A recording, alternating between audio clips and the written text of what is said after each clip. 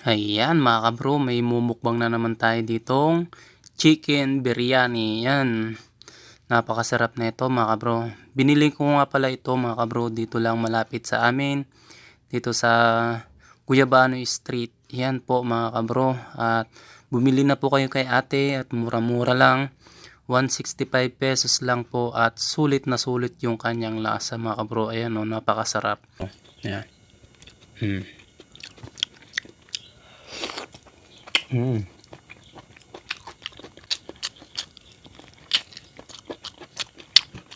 Kutsara mga kabro.